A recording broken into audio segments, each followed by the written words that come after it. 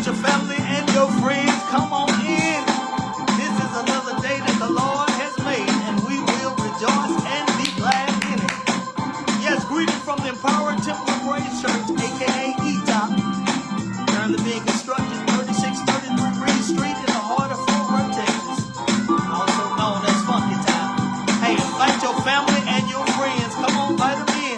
There is a powerful word from the Lord that's going to bless you. It's going to bless you and your family and your friends. Yes, we need to let them know that no matter what life hand has dealt, you can still win, even with that bad hand. Absolutely, absolutely.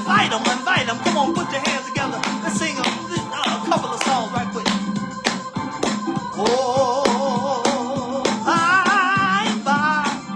when the morning comes, when all the saints of God gather home, we will tell the story how we overcome, and we'll understand it better by and by. Oh, by and by, when the morning comes, when all the saints of God gather home, we will tell the story how we overcome, and we'll understand it better by and by. Oh, by and by, when the morning comes, when all the saints of God gather home, we will tell the story how we overcome, and we understand it better by and by. What more can he do? What more can he do? He's already done it all. He laid the foundation, opened up the way. What more can he do? Oh, what more can he do? What more can he do? You know he laid the foundation, he opened up the way. What more can he do? Oh, what more can he do? What more can he do? You know he laid the foundation, he opened up the way. What more can he do? Put your hand. Woo! Yes.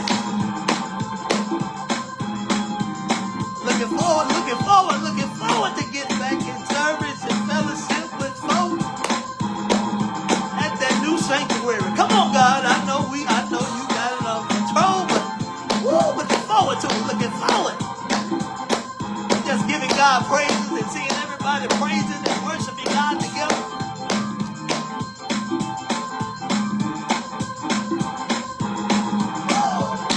All right. Let's get into the word.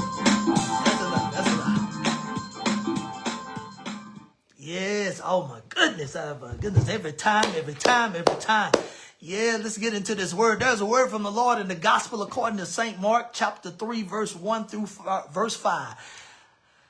St. Mark, the gospel according to St. Mark, chapter 3, verse 1 through verse 5. I think I put 6 first earlier, but I'm going to stop at 5. 6, it's added on to it. You can read that as well. But here's what is recorded in the BV, Break It Down version. Here is what is recorded.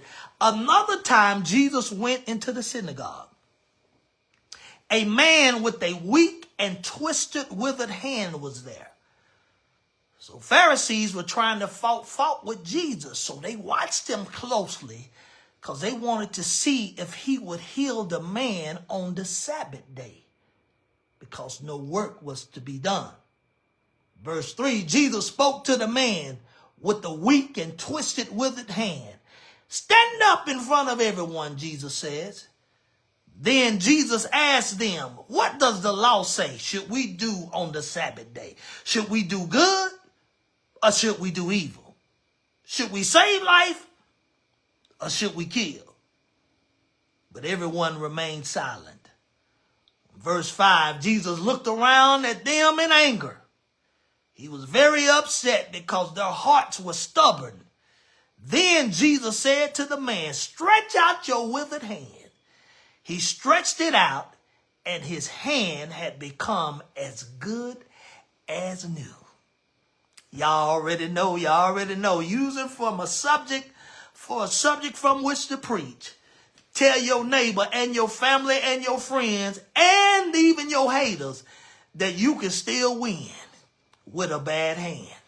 Yeah. You can still win with a bad hand, because life doesn't always deal us the best hands, right? Some of us have gone through so much hell and so much problems and so many difficulties that some of us have learned to deal with the hand that life has dealt us. But others of us have had struggles and troubles. And there are some of us who are still struggling to understand the hand that life has dealt them. Sometimes we look down at our hand, and it could be circumstances at work. It could be our health problems. It could be relationships, or something that we are dealing with on the inside of us that we can't even explain and we can't even understand. And all we see are weaknesses or limitations or struggles and disadvantages. Seem like everybody else have this and we don't have it, right? And we wonder, why has life dealt us the hand that we have? Some of us even question or have questions like, I know you said it, you don't have to raise your hand. Some of us ask questions like, why me?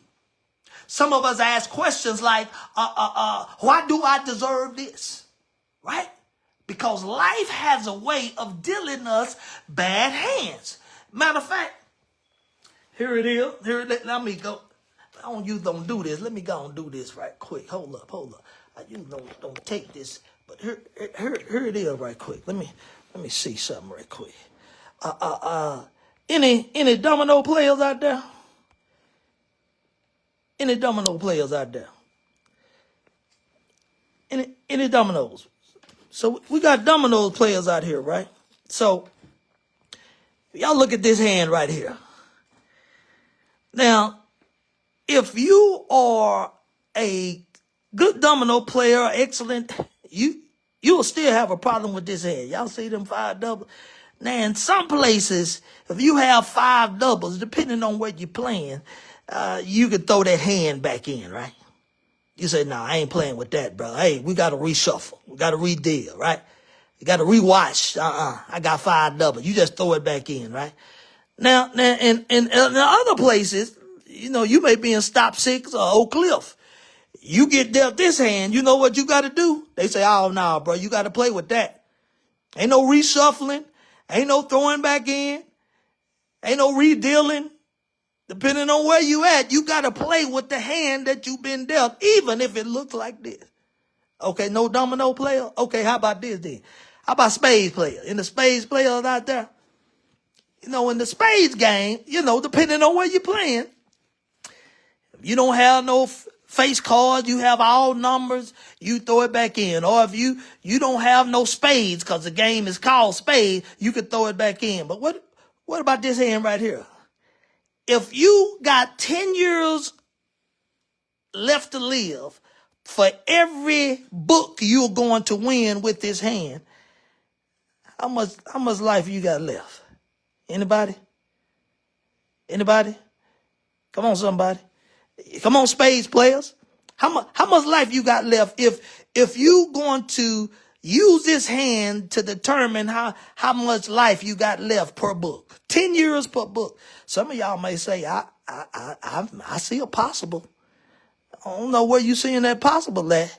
That's good news right there, right? You see, I think I can get 10 years out of that. I may slip a book in with that 6 of spade. I don't think that spade gonna do you any good, right? Because this is one of those hands that is atrocious and difficult. And you were wondering, I don't even know, how did I get this hand? Who cut this book? Maybe I should have just stabbed it instead of cutting it, because I cut this and I cut this mess, right? Because life has a way of dealing us some bad hands. We got to go ahead and admit it.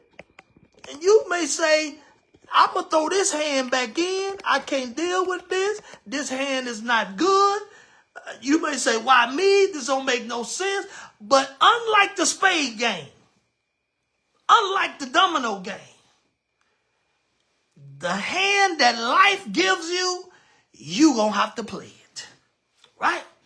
No matter how many doubles you have, no matter how many doubles, you like, wait a minute, if it ain't one thing, it's two, right? We call them doubles. You may have double problems. You may have double the pain. You may have double the issues.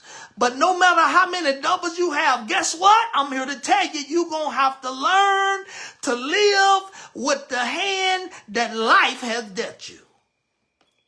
Yeah. But here's the deal. There's no reshuffling, no redealing, no rewashing in the game we call life, right? You can't just throw your life back. I'm going to throw my life back in and give me another one. Ain't no such thing, right? You're going to have to learn to live with and play with and learn how to live on the hand that life has dealt you. And here's the deal. When you look at this passage of scripture, right, the Bible talks about Jesus entering into the synagogue, right, a place of worship, and he sees a man with a withered hand, a man who had a messed up hand, a man whose life had dealt him a bad hand. He was paralyzed. He was lifeless. That hand couldn't move, right? The Bible didn't say nothing about his other hand, but we talking about the hand that he was dealt, right? He couldn't hold like he used to hold. He couldn't grab stuff like he used to grab, right? He couldn't hug like he used to hug, right? Why? Because he had a difficult hand that life had dealt with him, right? He couldn't throw like he used to throw, right? And Jesus saw him at the temple. Let me pause right there, because that's the first shot right there for somebody, right? This man had been dealt a bad hand, and yet he still showed up at the temple. Oh my goodness, that's your shot right there. I'm trying to help somebody. What you trying to say, Bishop? Glad you asked. No matter what hand life has dealt you, the least you can do is show up at the temple, right? Show up at the place of worship, right? I know my life is not how I want it to be, but I'm not just going to stay stagnant and sit at home and do nothing. I'm still going to show up at the temple, because at the temple I have a chance to get my life back. I have a chance to get my life restored. I have a chance to get a new hand in Jesus' name that life has dealt me. Jesus, the Bible said that in the text that Jesus saw him at the temple. Right. The first step to winning with a bad hand is showing up. Oh my goodness. That's it right there, right?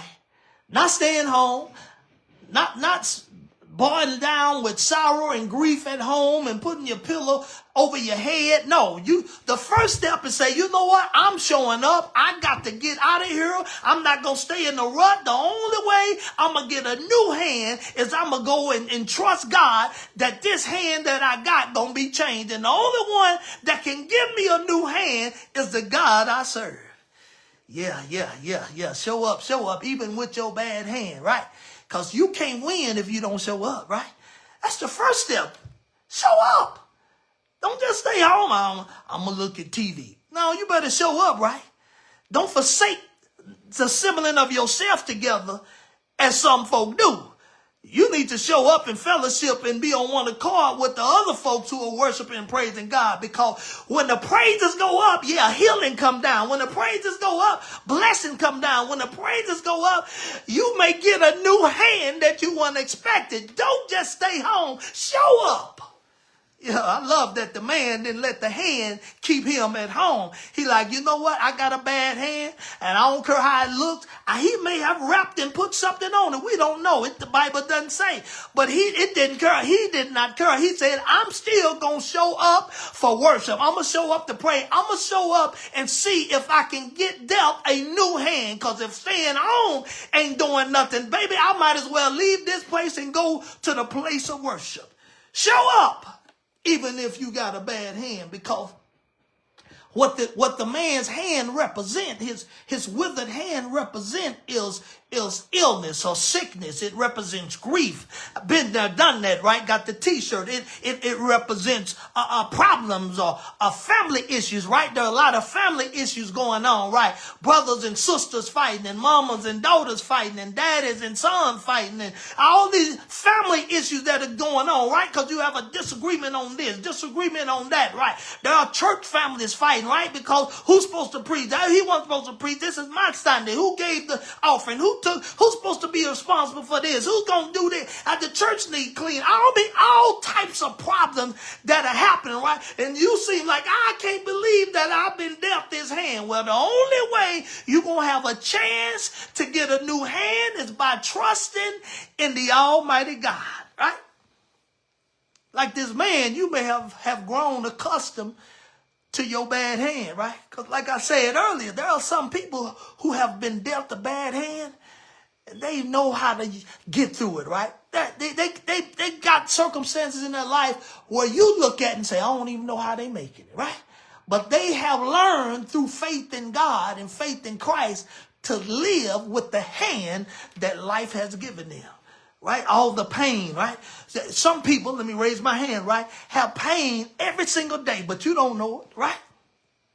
Because they don't go around like this. How you doing, sister? I'm all right. Brother, you all right? Yeah. They don't go around like that, right? Let me raise my hand, right? Pain every day, but you don't know it. Why? Because we've learned to live with the hand that life has given us. Do we want the pain to go away? Yes. But just like God told Paul, my grace is sufficient. Can you take the pain away, God? No. Well, I can, but I'm not. Why not? Because my grace is sufficient, right? Sometimes God says no, right? For certain reasons we may not understand, right? But you got to learn to live with the hand that life has given you. Oh my goodness, right? There are some folks that haven't learned to live with that, right? So they just stay at home. You know what? I ain't going nowhere because I don't want people to see me like this. I used to be way up here. I used to have this, and now life has given me a bad hand. All the hands I received, I used to receive the ace of spade and the two of spade and at least one joker on every hand. Now all of a sudden I'm receiving just 3 and 5 of hearts and 6 and 7s of clubs, and I don't even know how to do this because I ain't never had hand dealt like this. Anybody? I ain't never seen a joker in a while, and I've been playing spades for the past 5 years. I ain't seen one joker. This life that I'm living now is just messed up from the flow up, right? Anybody? You say, I'm just going to stay at home because I don't want nobody to see me with the hand that life has given me. No, that's the wrong answer. Let me help somebody. That's the wrong answer. No, do what the man did. At least show up. Yeah, I know. I feel you, Bishop. You say show up, but there are some church folk that don't want me to succeed. Let me go ahead and put that out there. I know. I see him, right? There are some folk that are closest to you who don't want you to succeed. Matter of fact, they will clap with your bad hand, right? They like to see you in the rut. You don't have to raise your hand if you one of them. God already know you, right? There are some folk that are closest to you that would like to see you or love to see that you have that bad hand, right? So you say, I ain't going to show up because I know people don't like me and they talk about me and they going to say this about me. You know what the man with the withered hand say? I don't care. He said, I got a bad hand and I'm going to go to the worship center. I got a bad hand and I'm going to show up at the temple. I got a bad hand and I'm still showing up at church. I got a bad hand and I don't care what nobody else say because they can't help me with my hand. Anyway, I'm showing up for worship and see what's going to happen. And I understand that some of y'all don't want to show up because you like, man, there's some crazy folks in church. Them folks need help. You know what I say? You're absolutely right. And that's why they coming. Absolutely. If you think folks in church are the perfect folk, then that's why you need to get in church so you understand. Right? If you think folks in church are supposed to be perfect, then you got the devil messing with your mind to keep you away from church. Right? Now, folk don't come to church because they don't need God. They come because they do. Right? They come for healing. They come to receive power. They come to receive a blessing. They come to receive some peace, right? They come to receive grace, right? They come to receive knowledge. They don't come because I'm trying to get perfect, so let me go to church. No, baby, it ain't going to happen.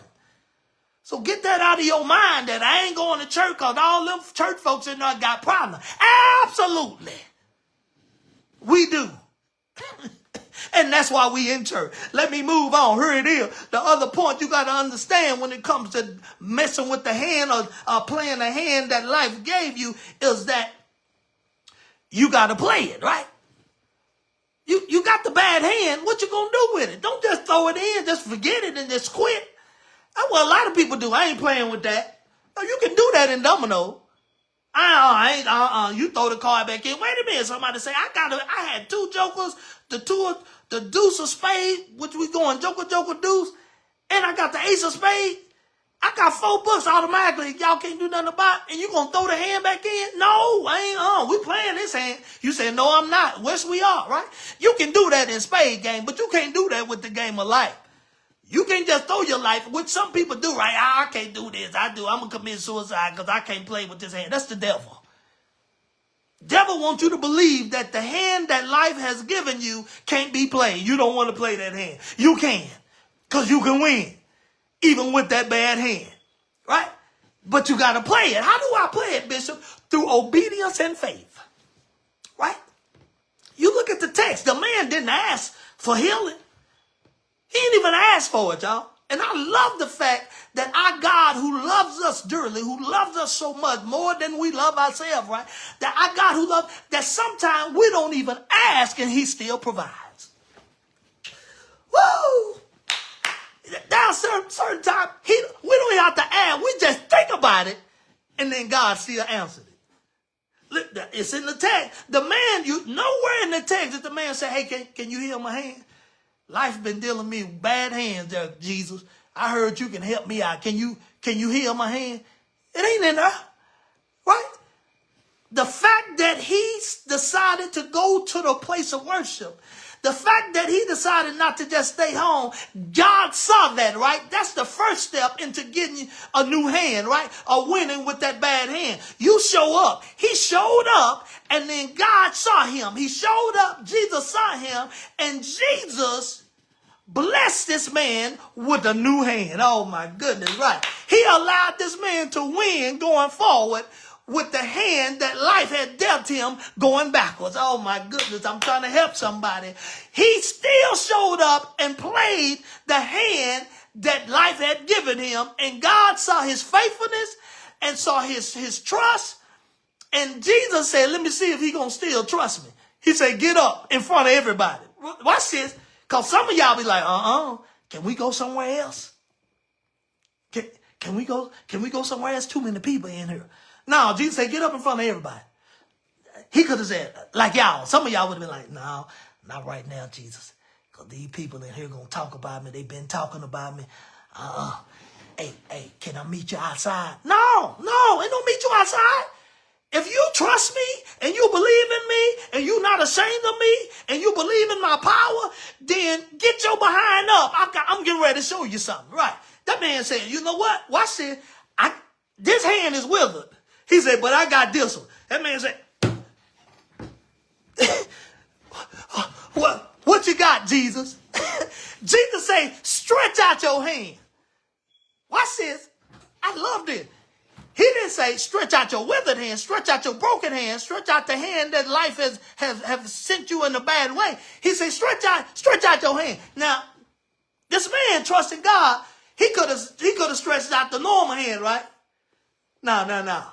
Because he trusts God. He's like, you know what? He telling me to stretch. I'm going to stretch it out.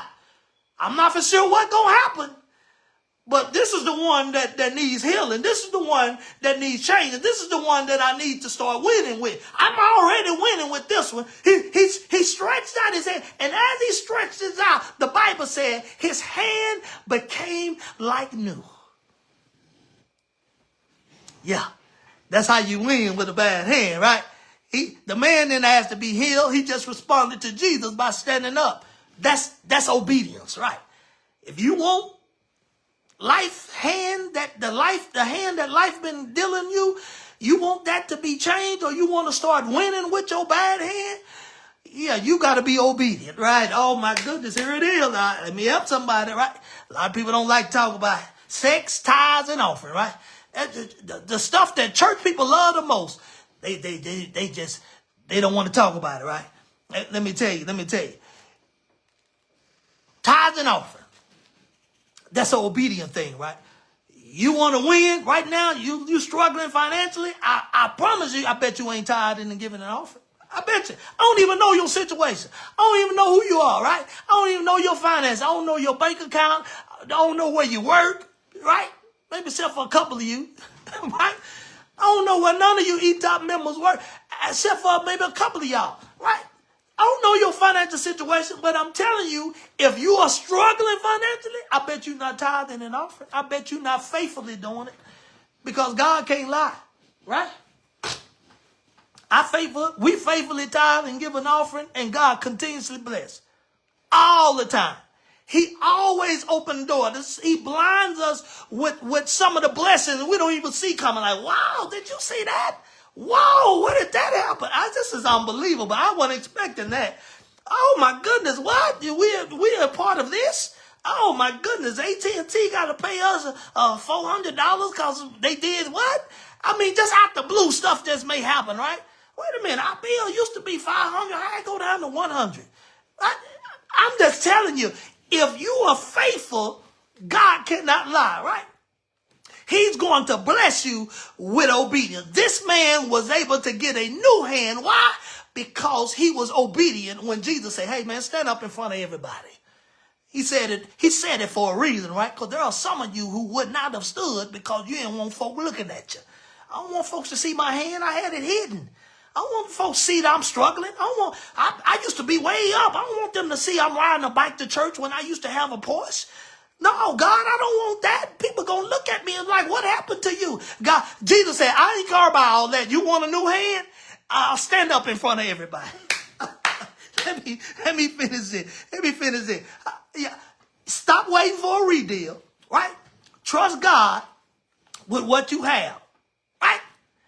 Don't wait for a reshuffle and rewash, because he can get you to the winner's circle. Understand this, y'all, that no matter the hand that life has dealt you, when Jesus steps in, you can still win. So today, God is calling for you. Yeah, you watching. Even you watching on the recorded version. You couldn't watch it live, right? Yeah, God is calling for you today to play your hand with faith. I don't care what it is, Bishop. You don't know my story. Don't have to. I know God, right? I know he's almighty, all powerful, right? So it don't matter what hand you got. I need you to play that hand with faith and confidence, right? With obedience, right? And watch God allow you to win, even with that bad hand. That God will continue to bless and keep you is my prayer. Don't forget them tithes and offering. Hey, obedience, so you can still win. Yes, with that bad hand. God bless you.